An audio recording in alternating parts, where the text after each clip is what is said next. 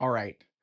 I have been waiting since the very beginning of launching this podcast to tell you about this thing that I think every single communicator, especially if you're an executive leader, should be doing. Let's get into it. Welcome to the Sam Linton Show, the podcast designed to help you shift your mindset, find your voice, and change your world.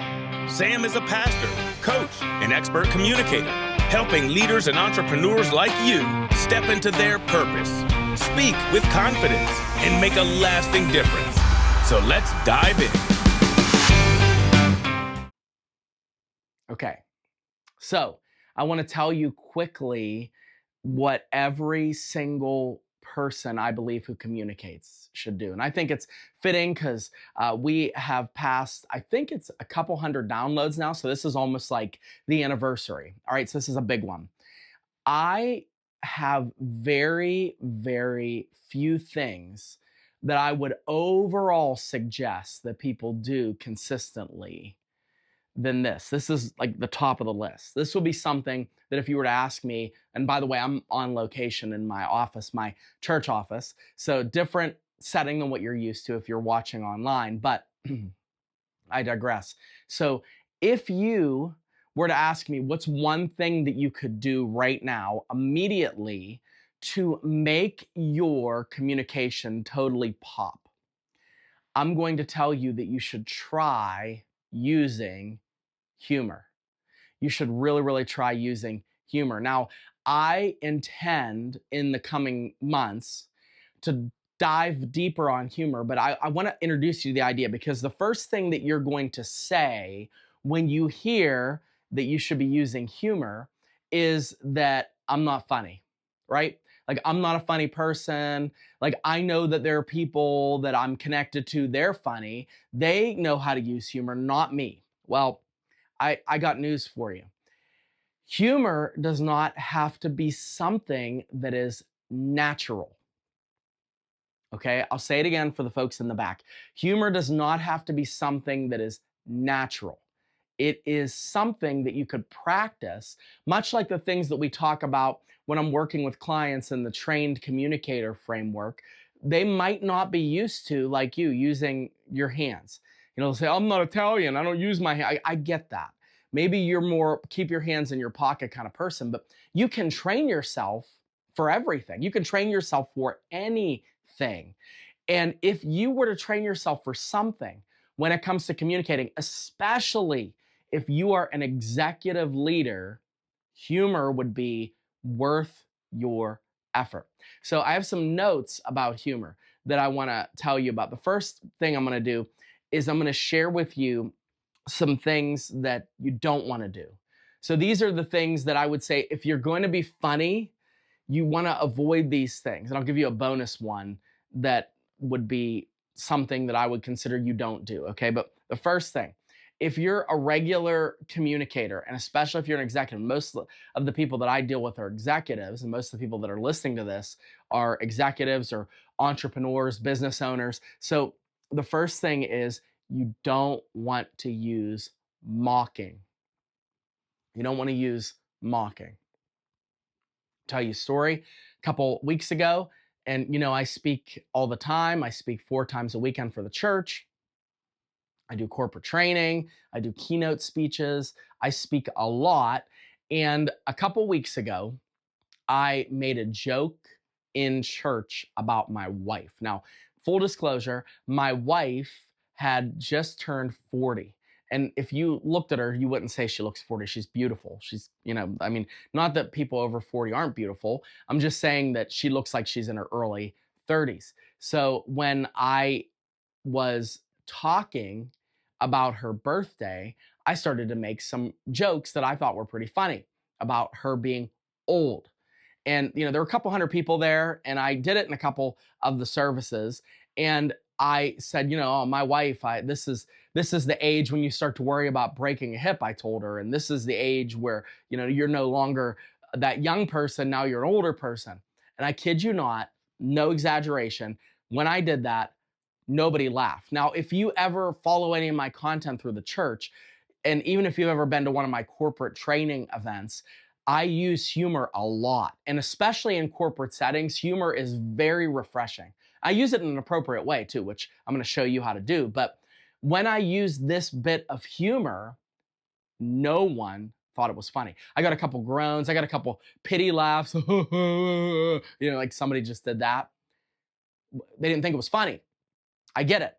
So I looked later on because I had service on Saturday night and 3 on Sunday, and I looked at the wording of the joke.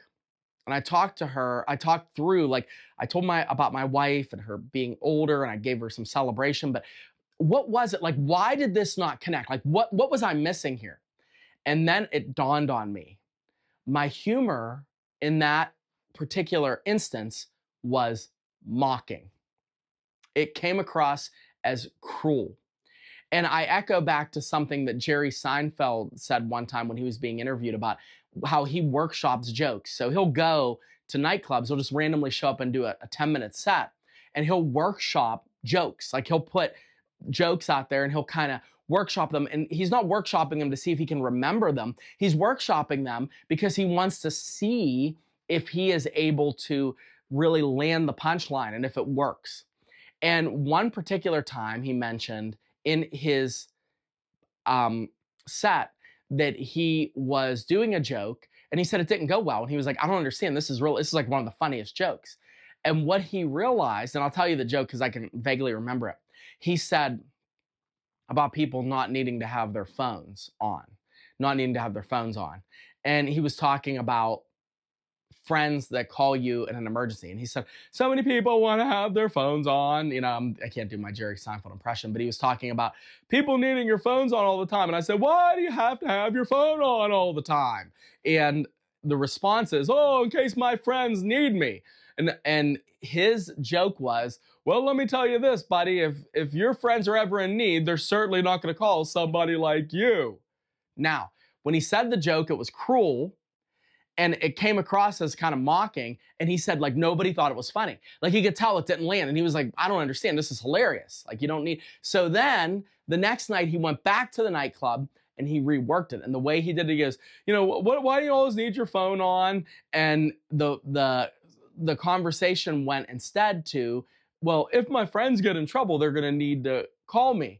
And what his response was, well, your friends shouldn't be getting in trouble. You shouldn't have those kinds of friends that are getting in trouble, or something along those lines. I'm butchering it, but my point is, everybody thought that was funny. Like, you should not have those kinds of friends, because now the people that are listening, they don't feel insulted. They don't feel mocked. They feel like they're a part of the inside of the joke. So the next day for me, when I made the joke about my wife, what I did was I rewrote the joke and I told them that I'm 2 years older than my wife. And I said, I ushered her into the land of the 40s. And I told her about things. And then I started making fun of myself. I'm like, the other day I bent over and my back hurt for 3 days. Everyone started laughing. I said, and I told her, when we were going for a table, I said, we're going to get a high top because I don't want either one of us breaking a hip. They laughed hysterically. And so I say this to tell you that you want to make sure that when you're making jokes, if you're going to be humorous, you don't want to mock people. You don't want to mock your audience, especially, but you don't want to mock people in a way that is really, really cruel or comes across as mean. It won't work for you. Okay. Second of all, and this is something else that I have, and I have a note sheet here.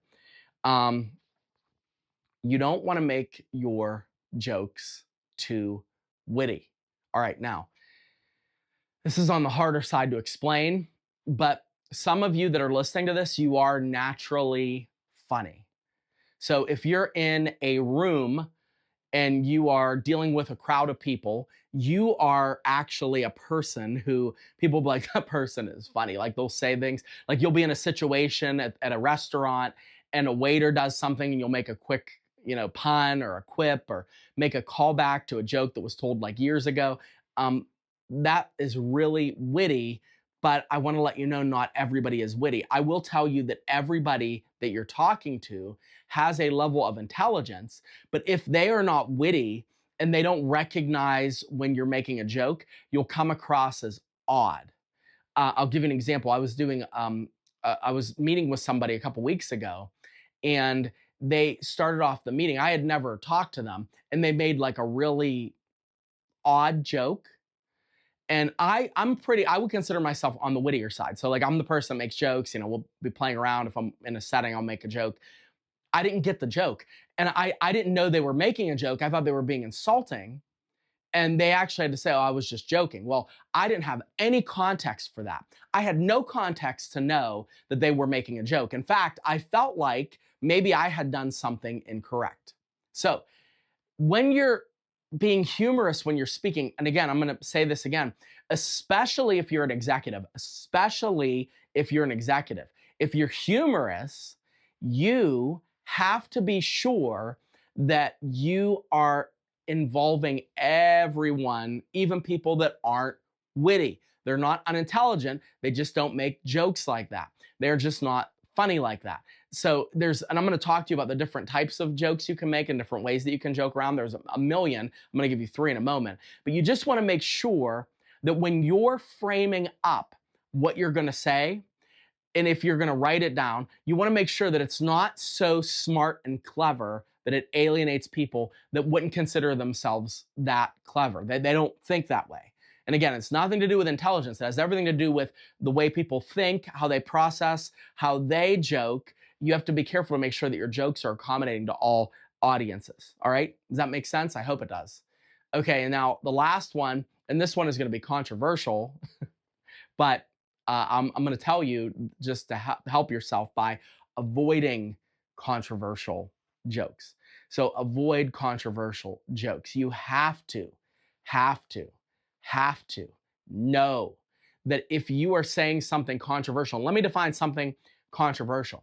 It's something that not everybody agrees on, right? So like something that not everybody universally agrees on. So I'm gonna take the pin out of the grenade and throw it and see what we can do with this. Let's say you are doing an all hands meeting with your staff. And this meeting happens to be taking place the day after Donald Trump won the election. That would not be a day that you want to make an election joke or a joke about politics or a joke about Kamala Harris or Joe Biden. It's not good. And why is it not good? Because half of the people, and this is what a lot of people that got in trouble over the last couple of years, half of the people that you're speaking to, you're going to alienate. Half. You're going to alienate them.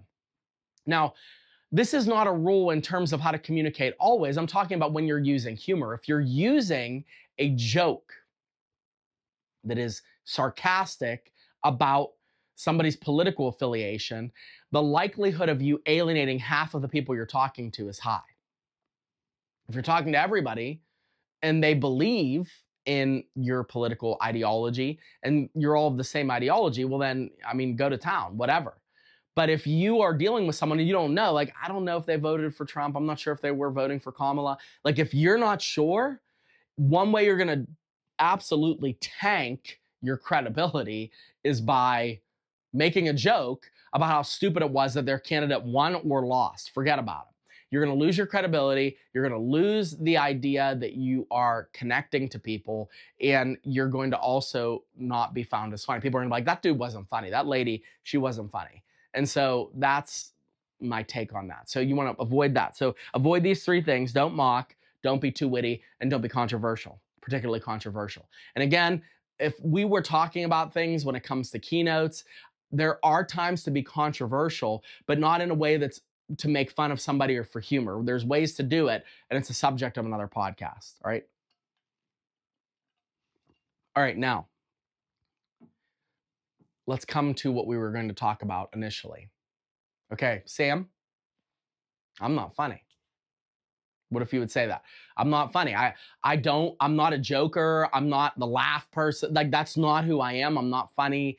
So how do I be funny? Like, if you told me most people should be funny, they should try to engage and use humor. How do I do that? I'm going to give you three ways that you could approach humor that are the ways that are the quickest on-ramp to become funny. Now, the first way is if you're not naturally funny, you want to use something that I call punchline humor. Punchline humor. These are when you're telling a joke and it is a joke. So there's a preacher, and I don't necessarily subscribe to his theology, but I do subscribe to his humor because I could tell he's not naturally funny. Every single sermon that he opens with, he starts with a joke. And he says, every sermon, and this is Joel Osteen actually, and he says, every single sermon, I start off with something a little funny. That's the way he talks. He's Southern. So he starts off with a joke, but it's a punchline joke. It's about, a married couple. It's about somebody getting lost. It's a, really, really benign joke. But people think it's funny because it's he tells them it's going to be a joke. He sets it up like a joke. He doesn't say this is a serious story. And it really does well. Like if you listen to it, it goes well. People like hearing his jokes. They like hearing what his jokes are. So I would encourage you, if you right now would say, listen, I'm not very funny, maybe start with a punchline joke. AI is your friend. I'm going to do a podcast on how to use AI to make a better speaker out of yourself. And we're going to cover that. But right now, one of the things it can immediately do is give you a good punchline joke. Say I'm going to a corporate meeting, ChatGPT, and I want to know what are some jokes I can make about trade deficits. Again, controversial, maybe stay away from that, but some jokes I can make about when our shipments are late, or some jokes I can make about when our accounting system goes down, whatever. Like, what are some jokes I could make quickly that would help me to make a connection? So punchline jokes can sometimes be your jam. You could start off with that to lighten up the mood and to make an instant connection and rapport. Another type of humor, and this one might work, is dry or sarcastic. Now, I'm going to preface this by saying be careful, because if you are a sarcastic and dry type of person, you got to be careful that the humor that you're putting out to the people that you're communicating to doesn't come across as mocking or cruel. See rule 1 on what to avoid, right? So if you are talking to people and you're telling them, like, this is who you are, and this is just, I'm kind of a dry personality, dry sense of humor, then you want to make sure that it is not geared to make other people like them look dumb. And I'll give you an example. So I was talking not too long ago. This was probably probably in December. And I was talking about the consequences of not knowing your material really well. And one of the things I made a joke about, I said, sometimes I procrastinate. And I'll say, hey, I could always get to that later.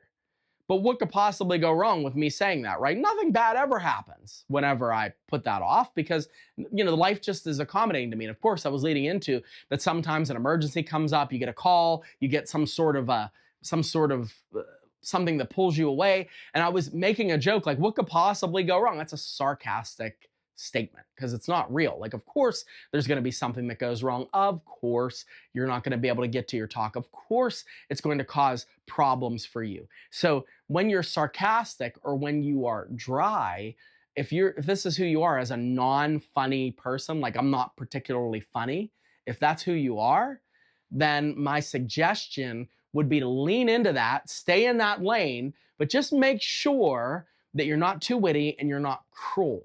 Because you want to be, and this is something else to avoid, but I'll connect it to this dry sarcastic. If you are naturally funny, you want to aim for the way that you are in a natural way. You want to come as close as you can in your speech or in your communication as you would be if it were conversation. So I'll give you for instance, I'll give you an example. If I don't use that kind of humor, like hardly ever. I'm not a very dry humor person. I'll occasionally do something dry. I am never a punchline person, almost never. It has to be a rare day. Almost always when I use punchline jokes in church, they bomb. Almost always. If I open up and go, hey, there was this guy and he went to go fix his roof and blah, blah, blah, and then he said blah, blah, blah. It never works. I don't know why. Well, no, I do know why. I know why because that's not my humor. It's not my personality. I don't do long setups of punchline jokes. It doesn't work. But the other pastor that I teach with, he kills it with punchline jokes because he's not more off the cuff funny. He is really, really dry and he uses punchline jokes. And when he uses a punchline joke, it goes over phenomenally. Not because the jokes are good, but because it's his personality. So you want to try to be humorous in as close to the line as you can to who you really are. You don't want to imitate somebody that you're not in the hopes of being funny for the sake of being funny. It's not going to work. It's going to fall flat. All right. So you want dry and sarcastic, and that person that's like, oh, this is a great day. Oh, I have a wonderful day. What could possibly go wrong? Like, you want to make sure you keep it towards you and not towards other people. You want to make sure it's not cruel. You want to make sure it's not too witty, or else you will lose the plot. Last but not least, and this is mine, this is what I use, this is what I'd recommend for you if you do tend to find yourself the person that makes a lot of jokes. Self-deprecating humor. Self-deprecating humor. Let me explain. You can gain a lot of credibility with your audience by letting them see that you have messed up.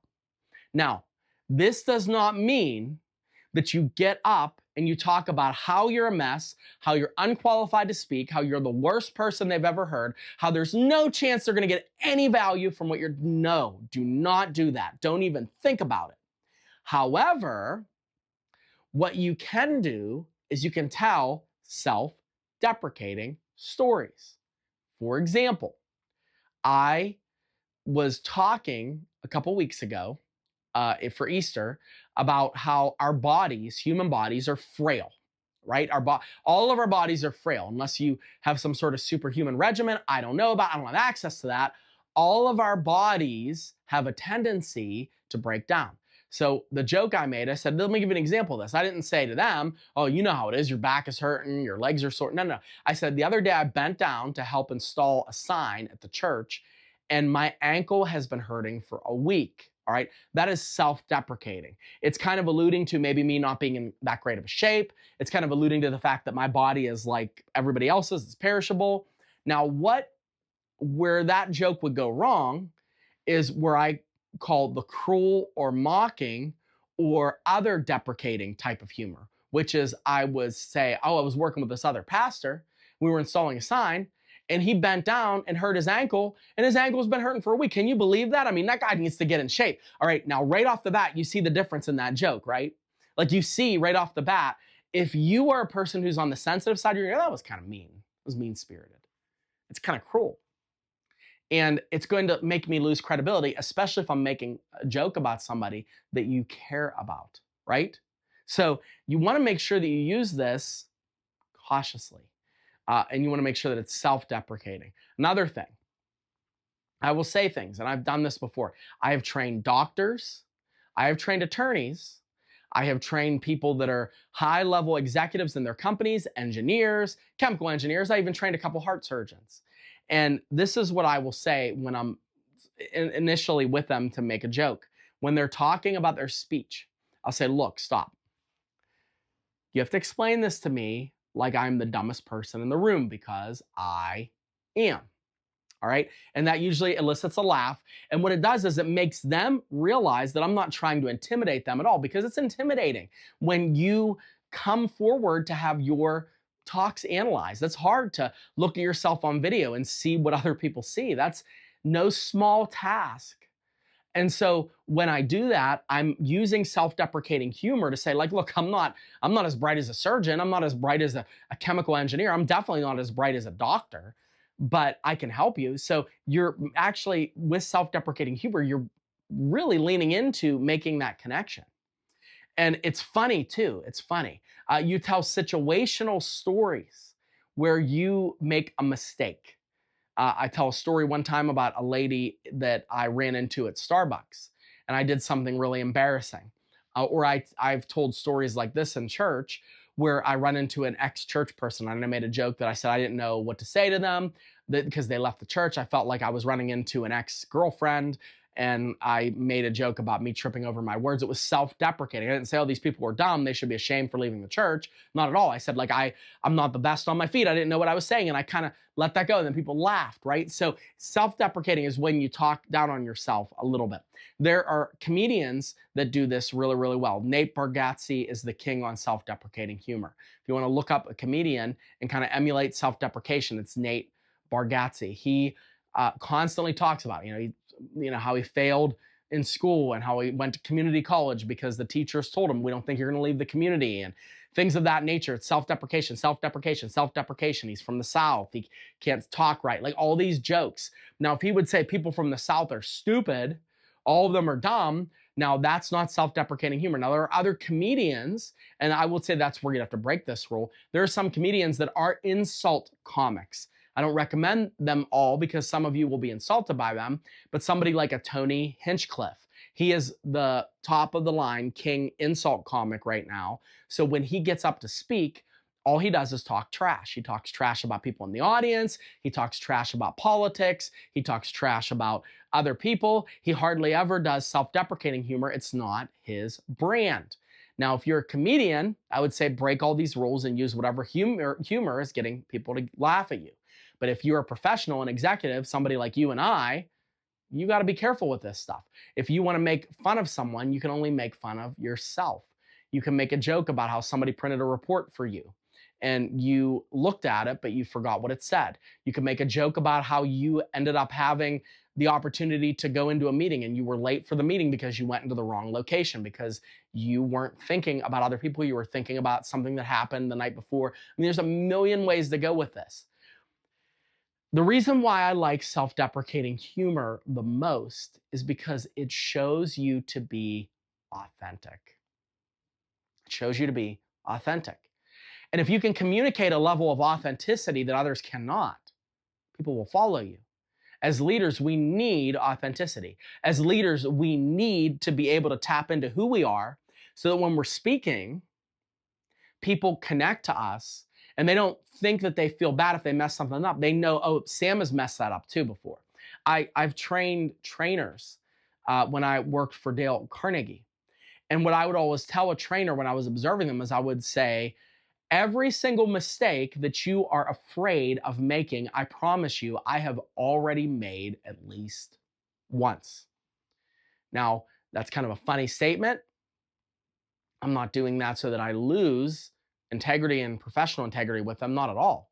I'm letting them know that I am chief among sinners when it comes to making mistakes. And you can make mistakes and I am going to help you. Not only that, I'm not going to judge you. And that's really my philosophy. When I coach people, when I coach leaders, I don't judge you based on what you do. I see what you have going for you, and I see how you can make it better. So I'm going to mention this again before we close here. I am a coach. I train people, high-level executive leaders, entrepreneurs, and elite business leaders to communicate the same way that they lead. I'll give you confidence, I'll give you strategy, and most importantly, I will deliver to you a version of yourself that you maybe never knew existed.